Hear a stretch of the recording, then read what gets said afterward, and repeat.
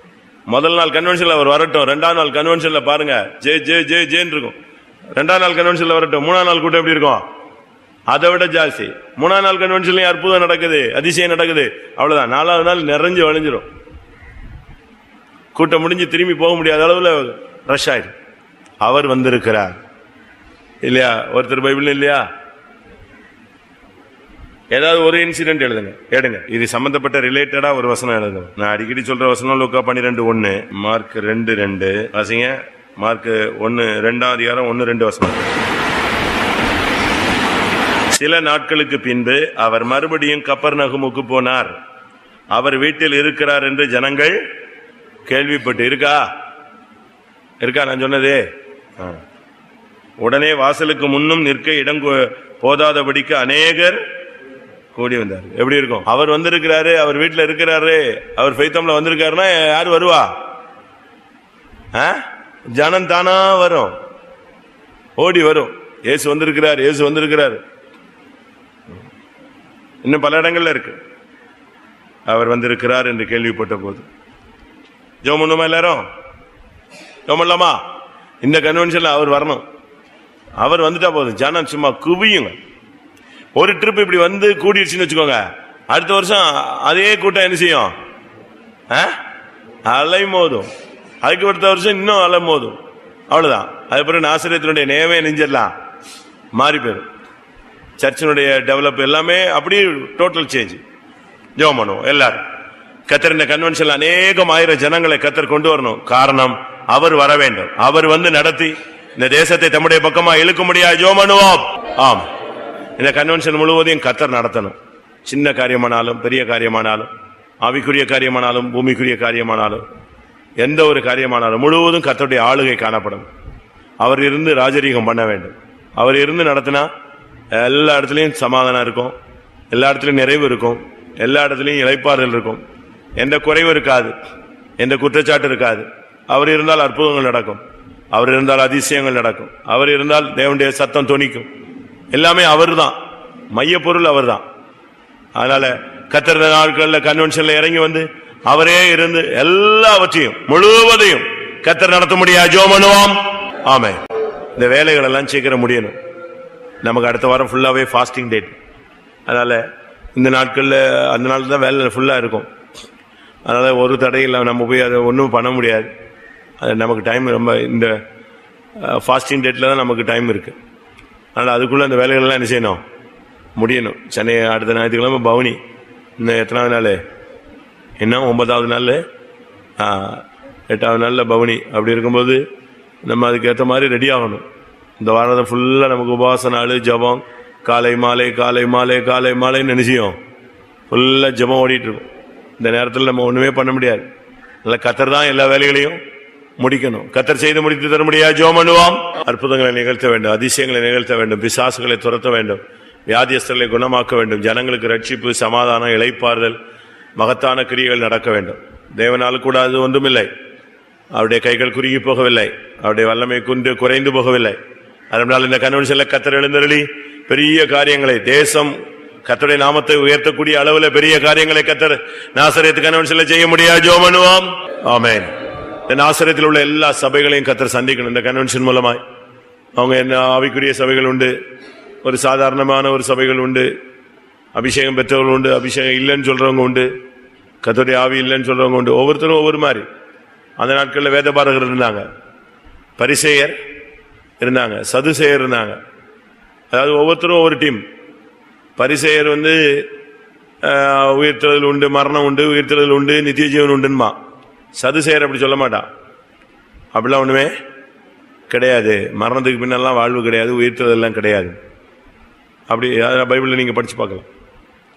அதுபோல இப்ப நம்ம மத்தியில் தேசத்தில் இருக்கிற சபைகளில் ஒரு குரூப் பிரதரன் சர்ச்சுன்னு ஒரு சர்ச் இருக்கு. அதுல என்ன கிடையாது? பரிசுத்த ஆவியவே நம்புறது இல்ல. யெகோவா விட்னஸ்னு ஒரு சர்ச் இருக்கு. அவங்க இயேசுவே என்ன செய்யறது இல்ல, ஏற்றுக்கொள்றதே இல்ல. இன்னும் ஒரு சில சபை பரிசுத்த ஆவியை என்ன செய்யல, அங்கீகரிக்கல. 7th டே அவன் ஞாயிற்றுக்கிழமை அக்செப்ட் பண்றதே கிடையாது. ஞாயிற்றுக்கிழமை எல்லாம் கிடையாது, சனிக்கிழமை தான், அதுதான் கரெக்ட் அப்படிமா. இப்படி ஒவ்வொன்றும் ஒவ்வொரு விதமான போதகங்கள். அந்த நாட்களில் சபையிலே இப்படிப்பட்ட போதகங்கள் இருந்துச்சு. நிக்கோலாய் மதஸ்தரின் போதகம் உன்னிடத்துல உண்டு அப்படின்னு ஆவியானவர் சொல்றார். இப்போ ஒவ்வொரு மதமும் ஒவ்வொரு மார்க்கமும் ஒரு சபையில் டிஃபரெண்டான கொள்கைகள். அதனால இவைகளுக்கு மத்தியில் நம்ம கன்வென்ஷன் வைக்கிறோம். அந்த கன்வென்ஷன் மூலமா இந்த சபைகள் எல்லாம் சந்திக்கப்பட வேண்டும். நாசரேத்தில் உள்ள எல்லா சுற்றுப்புறத்தில் உள்ள சபைகளையும் கர்த்தர் சந்திக்க முடியாது. இந்த கன்வென்ஷன் மூலமா இந்த சபைகளுக்குள்ள மாற்றங்கள் உண்டு பண்ண முடியாது. ஜெபம் பண்ணுவோம். ஆமென். கர்த்தர் சபைகளை சந்திக்க முடியாது. ஸ்தோத்திரம் பண்ணுவோம். ஸ்தோத்திரம் ஸ்தோத்திரம். அன்றைக்கு போதகர்களே இயேசுவை தேடி வந்தார்கள் இல்லையா? நிக்கதேமு ஒரு போதகன். இஸ்ரவேலில் நீ ஒரு போதகனா இருந்தும் அப்படின்னு சொல்றார். அவன் யாரை தேடி வந்தான்? இயேசுவை தேடி வந்தான். வாசிங்க யோவான் 3ஆம் அதிகாரம். அவன் நல்லா சொன்னா, அவன் ஒரு பார்ட் டைம் ஒர்க்கர் தான். முதல் வசனம், யூதருக்குள்ளே அதிகாரியான அவன் சொல்றான். அவனை பத்தி 10ஆம் வசனத்தில் சொல்லியிருக்கு, இஸ்ரவேலிலே நீ ஒரு போதகன். யோவான் 3ஆம் அதிகாரம் 1லையும் 10லையும் பாத்தீங்கன்னா, 10ல் போதகன், 1ல் அவன் யாரு? அதிகாரி. அப்படின்னு என்ன அர்த்தம்? பார்ட் டைம் ஜாப் தான் இது பண்ணியிருக்கான். போதக வேலையெல்லாம் என்னதான் பிரைவேட்ல தான் செஞ்சிருக்கான். பார்ட் டைம் தான். ஃபுல் டைம் அவனுக்கு என்னது? அதிகாரி தான் அவன். சரி, ஆனா இவன் இயேசுவிடத்தில் ரபி, நீ தேவனிடத்திலிருந்து வந்த போதகர் என்று அறிந்திருக்கிறோம் அப்படின்னு என்ன அர்த்தம்? அப்ப இவனும் போதகன் தான். இவன் யார்கிட்ட வரல? தேவனிடத்திலிருந்து வரல. அதான் ரபின்னா என்ன அர்த்தம்? போதகரே என்று அர்த்தமாம். அப்போ ஆனா இயேசு அவனை அக்செப்ட் பண்ணிக்கிட்டாரு. இஸ்ரவேலில் நீ ஒரு போதகர். வசனம் சொல்றவெல்லாம் போதகன் தான். அதனால அன்றைக்கு நிக்கோதேமுவை சந்திச்ச தெய்வம் இன்னைக்கு இந்த நாசரேத்தில் இருக்கிற எல்லா போதகர்களையும் சந்திக்க முடியாது. ஒரு விஷயம் ஜெபம் பண்ணுவோம். ஆண்டவரே, ஒவ்வொரு சபையிலையும் போதகம் பண்ணுகிறவர்களை கர்த்தர் சந்திக்க முடியாது. ஜெபிக்கிறங்க தாவே. நிக்கோதேமுவை உம்முடைய பக்கம் இழுத்தீரே கர்த்தாவே. ஆழமான சத்தியங்களை சொல்லிக் கொடுத்தீரே கர்த்தாவே.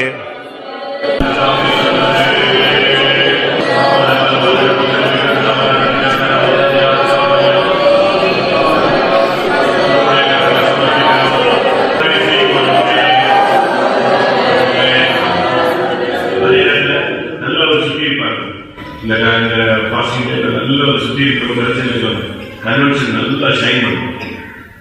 இந்த வைரம் பட்டத்தை படம் அது வெட்டப்பட்டதான் பட்டை தீர்த்தத்தான் என்ன செய்யும்? இந்த 7 நாள் உபவாசத்தில் கிடந்து அப்படியே கொஞ்சம் கொஞ்சமா நம்ம பக்குவப்படுத்தும் போது சுத்திகரிக்கப்பட்ட இடத்துல தேவன் செய்வார் இறங்கி மகிமை. கன்வென்ஷன் ரொம்ப அற்புதமா இருக்கும். அதனால முழு சபையில் ஊழியர்கள் விசுவாசிகளுக்குள்ள ஒரு மெய்யான ஒரு பரிசுத்தம் உண்டாக முடியாது.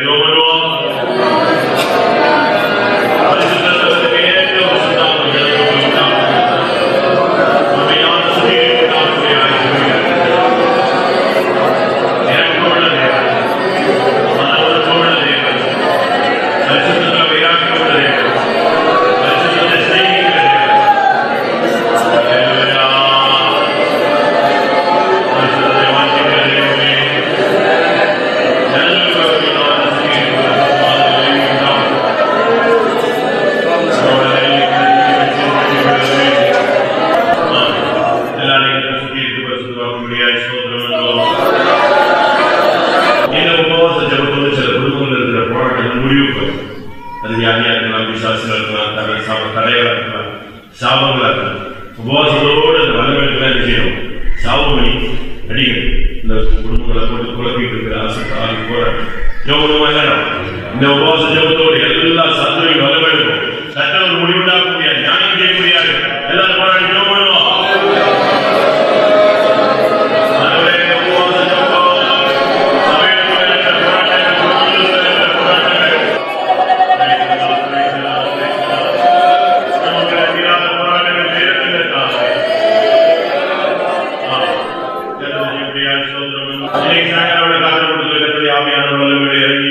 சபையை சுற்றி இருக்க முடியாது. எல்லாரையும் தேவனுடைய வல்லமையால் முடிச்சுக்க முடியாது.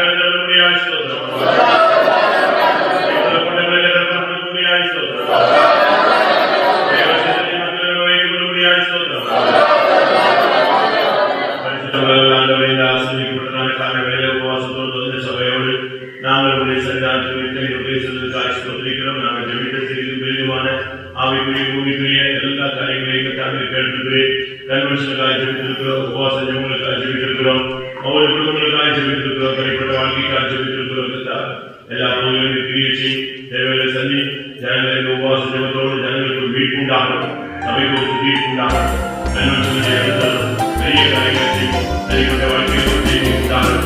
உபயோகியான பயனோடு உதவி செய்யும்.